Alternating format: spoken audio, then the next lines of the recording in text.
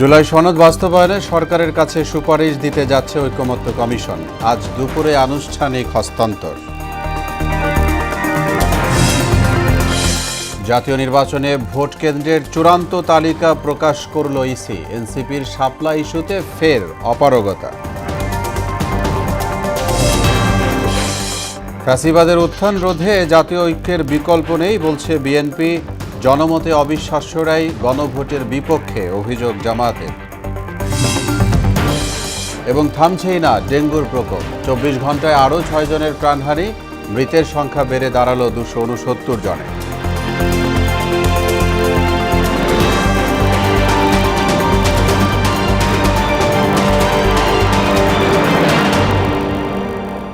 আসসালামু আলাইকুম।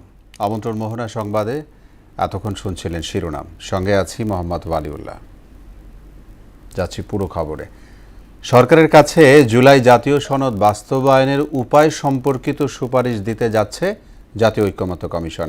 আজ দুপুর ১২টায় উপদেষ্টা পরিষদের সদস্যদের উপস্থিতিতে আনুষ্ঠানিকভাবে এই সুপারিশ হস্তান্তর করা হবে। সোমবার বিকেলে রাষ্ট্রীয় অতিথি ভবন যমুনায় প্রধান উপদেষ্টা প্রফেসর মোহাম্মদ ইউনূসের সভাপতিত্বে কমিশনের সমাপনী বৈঠক অনুষ্ঠিত হয়েছে। এতে উপস্থিত ছিলেন ঐকমত্য কমিশনের সহসভাপতি প্রফেসর আলী রিয়াজ, কমিশন সদস্য বিচারপতি Mohammad Emdadul Haque, doctor Iftekharuzzaman, doctor Badiul Alam Majumdar, doctor Mohammad Ayub Mia এবং প্রধান উপদেষ্টার বিশেষ সহকারী মনির। ত্রয়োদশ জাতীয় নির্বাচন ঘিরে ভোট কেন্দ্রের চূড়ান্ত তালিকা প্রকাশ করেছে নির্বাচন কমিশন। ইসি সিনিয়র সচিব জানিয়েছেন, এবার ভোট কেন্দ্রের সংখ্যা বাড়লেও কমছে ভোট কক্ষ। সোমবার দুপুরে নির্বাচন ভবনে ব্রিফিংয়ে এসব কথা জানান আখতার আহমেদ। শাপলা প্রতীক নিয়ে এনসিপির বিষয়ে কমিশন আগের সিদ্ধান্তেই আছে বলেও জানান তিনি। এমআর আসাদের রিপোর্ট। ভোট কেন্দ্রের চূড়ান্ত একটা তালিকা আমরা ঠিক করেছি। আগামী জাতীয় সংসদ নির্বাচনের জন্য ৪২,৭৬১টি ভোটকেন্দ্র চূড়ান্ত করা হয়েছে। সংখ্যাটি আগের বারের চেয়ে ৬৬১টি বেশি। তবে ভোটকেন্দ্র কমছে ১৬,০০০-এর মতো। সোমবার নির্বাচন ভবনে এ বিষয়ে ব্রিফ করেন ইসির সিনিয়র সচিব আখতার আহমেদ। ৬৪টা জেলার ৩০০ কনস্টিটিউয়েন্সির ভোটকেন্দ্রের সংখ্যা ৪২,৭৬১, ২,৪৪,৬৪৯। এই হচ্ছে আমাদের চূড়ান্ত ভোট কেন্দ্রের সংখ্যা। নতুন রাজনৈতিক দলের নিবন্ধন বিষয়ে এ সপ্তাহে গণবিজ্ঞপ্তি আসছে বলেও উল্লেখ করেন তিনি।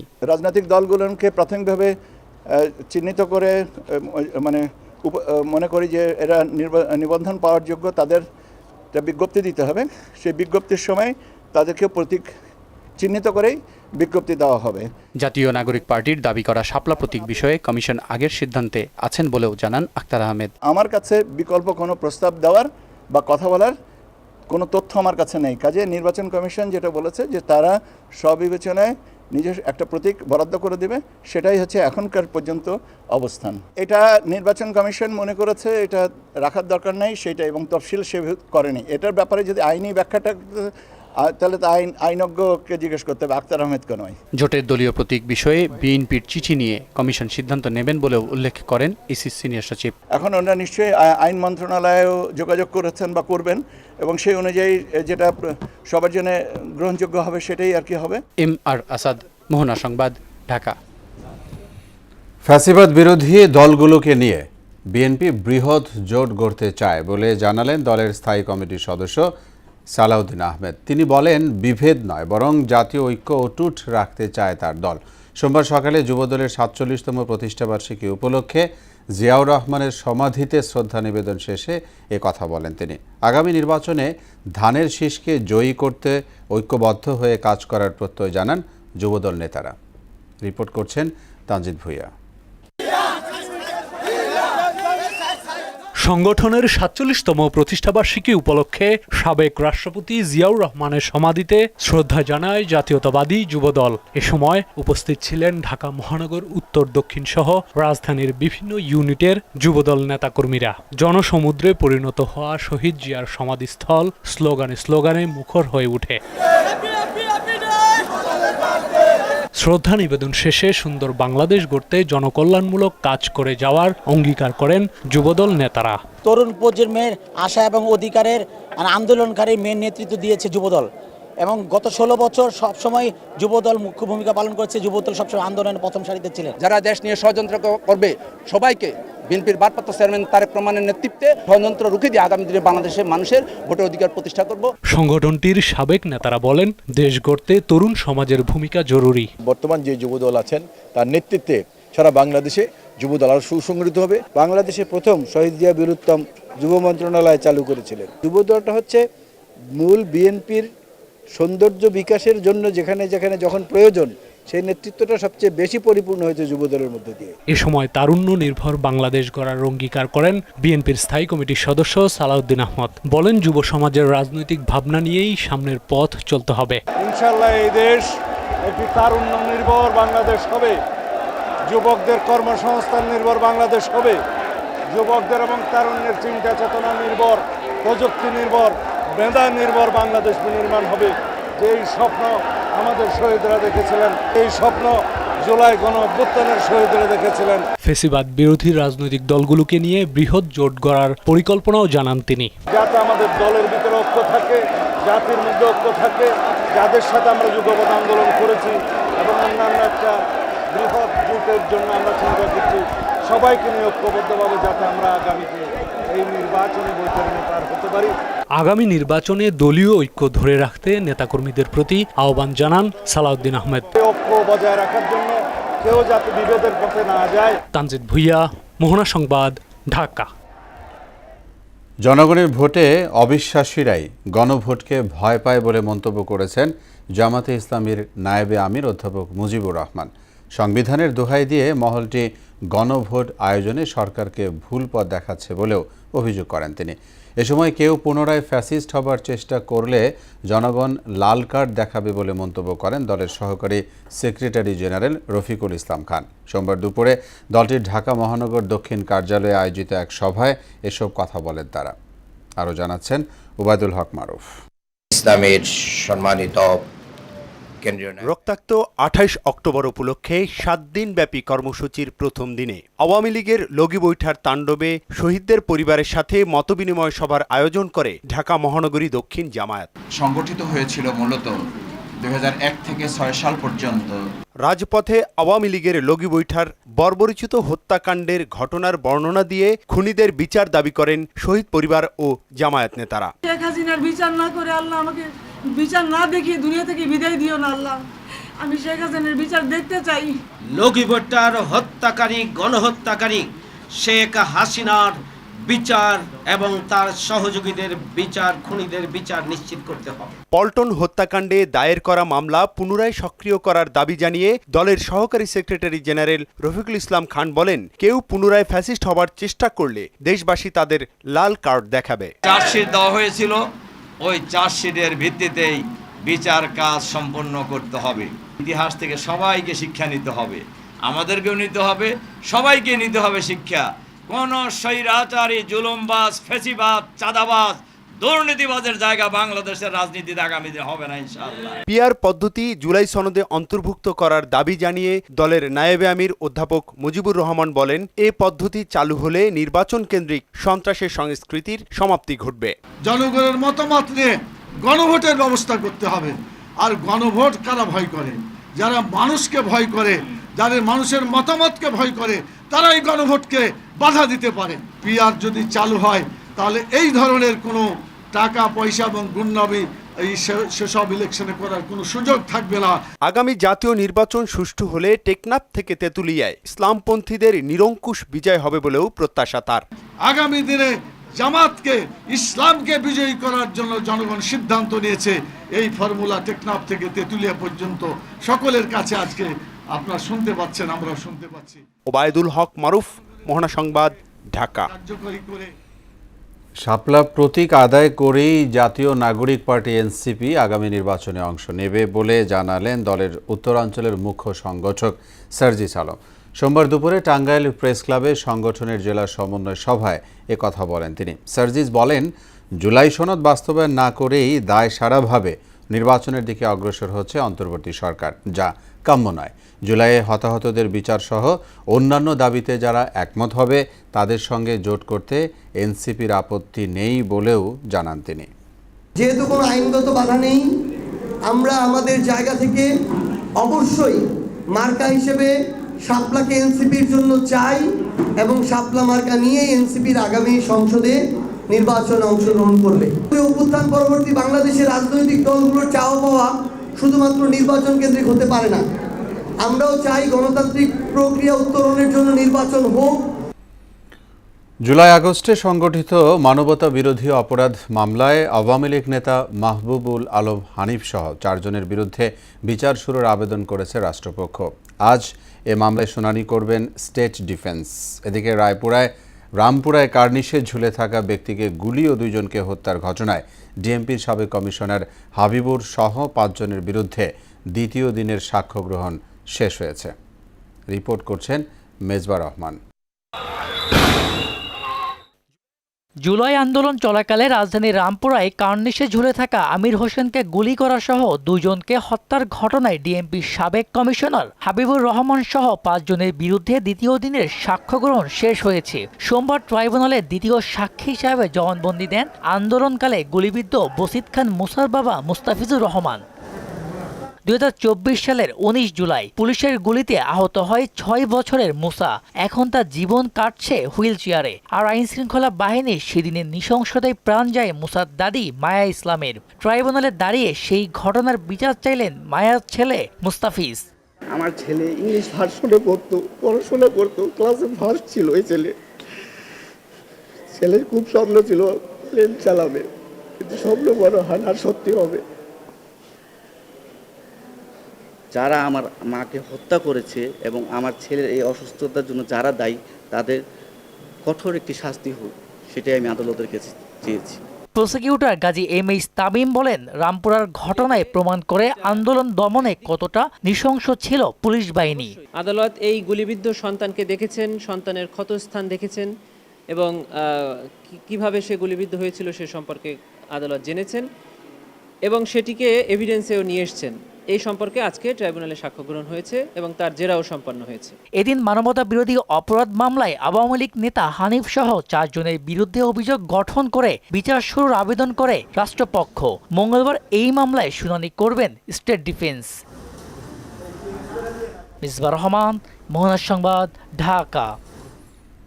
রাজধানীর ফার্মগেটে মেট্রো লাইনের বিয়ারিং প্যাড খুলে পড়ে ট্রেন চলাচলে বিঘ্ন ঘটায় অসহনীয় যানজটের ভোগান্তিতে পড়ে কর্মজীবী মানুষ। সোমবার সকাল থেকে মানিক মিয়া অ্যাভিনিউ, ফার্মগেট, সোনারগাঁ, রেইনবো, বিজয় সরণি, উড়োজাহাজ মোড় এবং আগারগাঁ এলাকায় গাড়ির দীর্ঘ সারি দেখা যায়। অফিস সময় এসব রাস্তায় যানজটের কবলে চরম ভোগান্তিতে পড়ে নগরবাসী। পরে মেট্রো চলাচল স্বাভাবিক হলে যানজট কিছুটা কমে আসে। বিস্তারিত এস.ইউ. সেলিমের প্রতিবেদনে। রাজধানীর ফার্মগেটে মেট্রো দুর্ঘটনার প্রভাব পড়ে শহরের প্রধান সড়কে। সোমবার সকাল থেকে ফার্মগেট, বিজয় সরণি, আগারগাঁও ও মানিক মিয়া এভিনিউ এলাকায় গাড়ির দীর্ঘ সারি দেখা যায়। এ সময় যানজট ছড়িয়ে পড়ে এসব এলাকার অলিগলিতেও। নিয়ন্ত্রণে ট্রাফিক পুলিশকে হিমশিম খেতে দেখা যায়। পিক আওয়ারের এই যানজটে অফিসগামী মানুষের পাশাপাশি বেকায়দা পড়ে স্কুল কলেজগামী শিক্ষার্থী ও হাসপাতালমুখী রোগীরা। এ সময় অফিসগামী মানুষকে পায়ে হেঁটে ও ছোট যানে গন্তব্যে ছুটতে দেখা যায়। এ নিয়ে ক্ষুব্ধ প্রতিক্রিয়া ব্যক্ত করেন ভুক্তভোগীরা।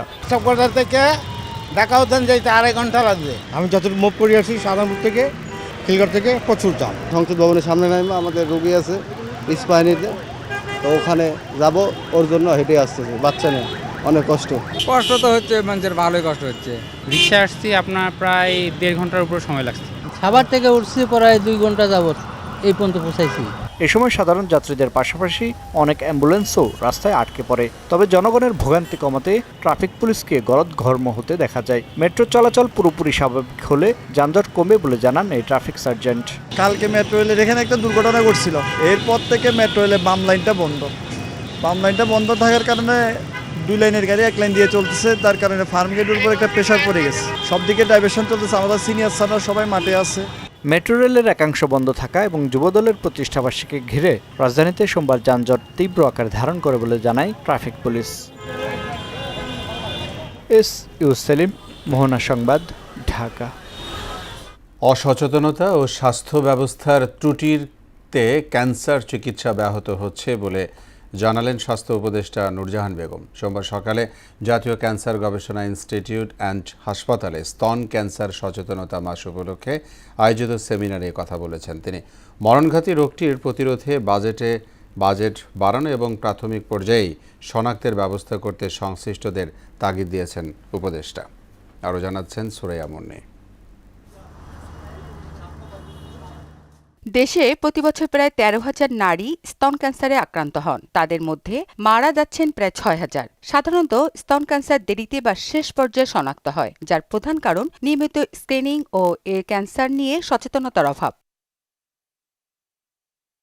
অক্টোবর মাস জুড়ে চলছে স্তন ক্যান্সার সচেতনতার মাস।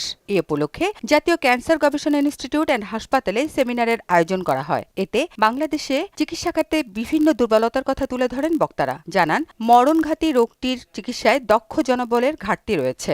300 বেডের জনবল দিয়ে 500 রোগী চিকিৎসা করে যাচ্ছে, এখনো জনবল আমি পাইনি। আমরা জানিও না যে ক্যান্সারের ভালো সার্জনকে কোথায় গেলে ট্রিটমেন্ট পাবো, সেই জায়গাগুলোতে আসলে খুবই অজানা।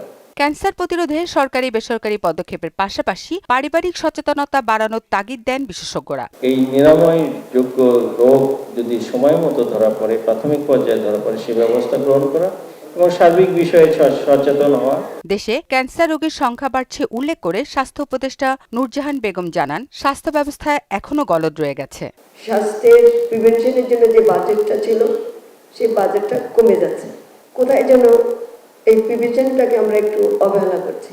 এই যে স্ক্রিনিং কথাটা বলা হলো, আমার স্কুলের ছাত্রীকে যদি আমরা এটা শিখিয়ে দিতে পারতাম কি করে এটা জানবে, সে তার মাকে করতো, তার দাদিকে করতো, তার ফুফুকে করতো, নিজে করতো, তাহলে এটা কিন্তু আগে থেকে ধরা পড়ে যেত। স্বাস্থ্য উপদেষ্টা জানান, কম বয়সীরাও স্তন ক্যান্সারে আক্রান্ত হচ্ছে। তাই বয়স বিবেচনা না করে উপসর্গ দেখা দিলেই চিকিৎসকের পরামর্শ নেওয়ার তাগিদ দেন তিনি। এটা ইয়াং বয়সেও হচ্ছে, আগে জানতাম যে 40 পার হলেই এটা হয়তো হয়। সুরাইয়া মুন্নি, মোহনা সংবাদ, ঢাকা। ডেঙ্গু আক্রান্ত হয়ে গত 24 ঘন্টায় আরও 6 জনের মৃত্যু হয়েছে। এতে চলতি বছরের মৃতের সংখ্যা বেড়ে দাঁড়ালো 269 জনে।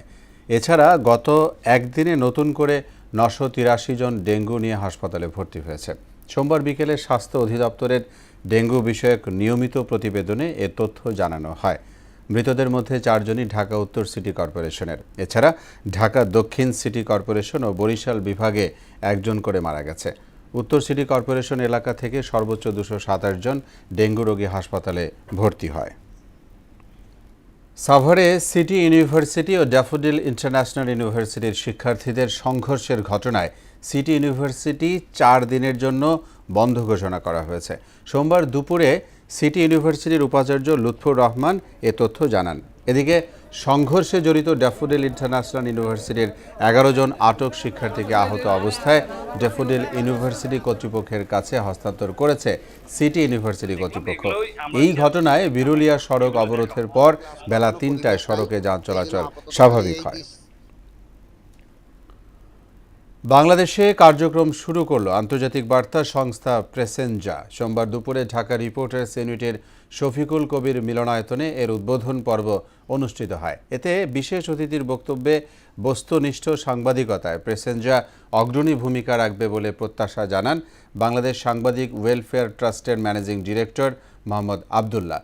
প্রেসেঞ্জা ঢাকা ব্যুরোর নির্বাহী সম্পাদক Mainul Hasan Sohel, panel editor Sheikh Mohammad Arif, head of admin Kawsar Ahmed সহ বিভিন্ন গণমাধ্যমের সাংবাদিকরা অনুষ্ঠানে উপস্থিত ছিলেন। এ সময় চিলি থেকে প্রেসেঞ্জা ইন্টারন্যাশনালের কো-ডিরেক্টর পিয়া ফিয়েগারা এবং আর্জেন্টিনা থেকে international technical export Javier toll কাচার এতে ওয়েবিয়ানারে যুক্ত হন। হিমালয়ের পাদদেশে হওয়ায় উত্তরের জেলা দিনাজপুরে জানান দিচ্ছে শীতের আগমনী বার্তা। দিনে তেমন একটা বোঝা না গেলেও রাত থেকে ভোর পর্যন্ত কিছুটা শীত অনুভূত হচ্ছে। মাঝে মধ্যেই সকালে দেখা মিলছে কুয়াশার। আবহাওয়া অফিস বলছে দিন ও রাতের তাপমাত্রা ক্রমান্বয়ে কমতে শুরু করেছে। গত কয়েকদিনে দিনাজপুরের সর্বনিম্ন তাপমাত্রা 22 থেকে 24 ডিগ্রির মধ্যে থাকছে, তবে পুরোপুরি শীত আসতে মাসখানেক সময় লাগবে। সুবল রায়ের প্রতিবেদন, জানাচ্ছেন তাহসিন তারিন। ভোরের দিকে কুয়াশায় আচ্ছন্ন থাকছে উত্তরের জেলা দিনাজপুর। মাঝে মধ্যেই বইছে হিমেল হাওয়া। প্রকৃতির এইসব চিত্রই বলে দিচ্ছে দুয়ারে ঘণ্টা বাজাচ্ছে শীত। তবে এই জেলায় পুরোপুরি শীত আসবে নভেম্বরের শেষ ভাগে। বর্তমানে হালকা শীতের আবহাওয়া উপভোগ করছেন এই অঞ্চলের মানুষ। ভোর ভোর টাইমে শীত বেশি, কুয়াশা বেশি লাগতেছে আর ঠান্ডাও লাগতেছে। সকালে কুয়াশা, আমরা ভোরে শীতটা একটু বেশি বোঝা যাচ্ছে, রাতে কুয়াশা, সকালবেলা একটু ঠান্ডা করতে আমরা কাজে যাচ্ছি। আবহাওয়া অফিসের কর্মকর্তারা বলছেন কয়েকদিন ধরে দিন ও রাতের তাপমাত্রা কমতে শুরু করেছে। এই সময় সর্বনিম্ন তাপমাত্রা 20 থেকে 24 ডিগ্রি সেলসিয়াসের মধ্যে থাকছে। গত কয়েকদিনে এ জেলার সর্বনিম্ন তাপমাত্রা 22 থেকে 24 ডিগ্রি সেলসিয়াসের মধ্যেই উঠানামা করছে। চলতি মাসের শেষের দিকে, একেবারে শেষের দিকে রংপুর বিভাগের কিছু কিছু জেলায় বৃষ্টির সম্ভাবনা রয়েছে। বৃষ্টির পর তাপমাত্রা আরও কিছুটা কমে আসবে, সেই সাথে শীতের অনুভূতিও ধীরে ধীরে বৃদ্ধি পেতে পারে। এখন পর্যন্ত জেলার সর্বনিম্ন তাপমাত্রা রেকর্ড করা হয়েছে 22.5 ডিগ্রি সেলসিয়াস। তাহসিন তারিন, মোহনা সংবাদ। পিরোজপুর জেলা হাসপাতালে নানা অনিয়ম ও অব্যবস্থাপনার অভিযোগ উঠেছে। কর্তৃপক্ষের দায়িত্বে গাফিলতিতে সেবা বঞ্চিত হচ্ছে রোগী ও তাদের স্বজনরা। জেলা হাসপাতালে সব বিষয়ে মনিটরিং করার জন্য একটি কমিটি আছে জানিয়ে শীঘ্রই সমস্যাগুলো সমাধান করার কথা বলেন সিভিল সার্জন। নুরুদ্দিনের প্রতিবেদন, জানাচ্ছেন আফরিন পপি। পিরোজপুর জেলা হাসপাতালে গুরুত্বপূর্ণ পরীক্ষা নিরীক্ষা চালুর তথ্য থাকলেও বাস্তবে অধিকাংশই অচল। দন্ত বিভাগের নোংরা পরিবেশ ও রক্তমাখা যন্ত্রপাতি দিয়ে চিকিৎসা দেওয়ার চিত্র এটি। এক্স-রে মেশিন থাকলেও অধিকাংশ সময় নাকি থাকে অচল। পরিপূর্ণ চিকিৎসা না পাওয়া সহ বিস্তর অভিযোগ রয়েছে হাসপাতালে দেওয়া খাবার নিয়ে। খাবার রুচিতে আসে না, মানুষ খাইতে পারে না, একজনের খাবার আর একজনকে দিয়ে দেয়। এখানে স্টাফরা হসপিটালের খাবার ভালো না, আমার রোগী খেতে পারে না, এর জন্য আমি বাড়ি থেকে খাবার এনে রোগীকে খাওয়াই। যে পরিমাণ খাবার আর যে খাবার দিতেছে সেটা রোগীর জন্য মানসম্মত না এবং পর্যাপ্ত পরিমাণও না। রক্ত এবং আবর্জনা ময়লা যেখানে হচ্ছে এবং যে দন্ত জিনিসগুলো দিয়ে মুখের মধ্যে ট্রিটমেন্ট করা হয় সেই জিনিসগুলো ছিল একদম অপরিষ্কার। যদিও খাবার নিয়ে অভিযোগ অস্বীকার করেন সরবরাহকারীরা। আমরা সবকিছুই ঠিক মতন দিই, এখন রোগী যুক্ত তো অভিযোগ থাকবেই। পরিষ্কার পরিচ্ছন্ন রাখা সহ সেবার মান বাড়াতে সর্বোচ্চ চেষ্টা করা হচ্ছে জানিয়ে সিভিল সার্জন বললেন, দালাল নিয়ন্ত্রণ সহ বেসরকারি ডায়াগনস্টিক ও হাসপাতাল কর্তৃপক্ষের সাথে আলোচনা করে সব সমস্যার সমাধান করা হবে। পরিচ্ছন্নতা কর্মী তাদের সংকট আছে, তারপরে আমরা আমাদের সর্বোচ্চ চেষ্টা করে যাই যাতে আমাদের হাসপাতাল আমরা পরিষ্কার পরিচ্ছন্ন রাখি। দালাল আসলে এটা একটা জাতীয় সমস্যা আমাদের এখানে। আমরা দালালদের সাথে মুক্ত করার ব্যাপারে আমরা খুবই কনসার্ন। ডায়াগনস্টিক এবং বেসরকারি হাসপাতাল এবং বেসরকারি ডায়াগনস্টিক সেন্টার তাদের সাথে, মালিকদের সাথে আমরা বসার জন্য একটা চিঠি ইস্যু করেছি। আমরা তাদের সাথে দালাল মুক্ত করার ব্যাপারে তাদের সাথে বসবো। ভোগান্তি লাঘবে সমস্যা সমাধান করবে হাসপাতাল কর্তৃপক্ষ, প্রত্যাশা সেবা প্রার্থীদের। আফরিন পপি, মোহনা সংবাদ। এই ছিল এখনকার মতো সংবাদ। শেষ করব তার আগে শিরোনামগুলো জানাবো আরও একবার।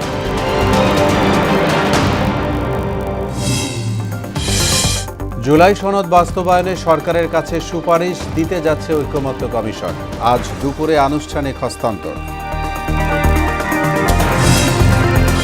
ভোটকেন্দ্রের চূড়ান্ত তালিকা প্রকাশ করল ইসি। এনসিপির শাপলা ইস্যুতে ফের অপারগতা।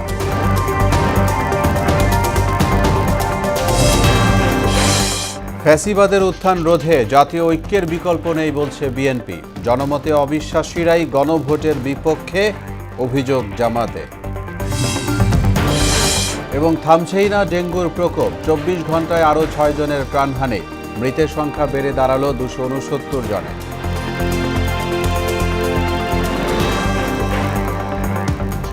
সবাইকে আবারও শুভেচ্ছা। মোহনার সবশেষ খবর জানতে ভিজিট করুন www.mohana.tv।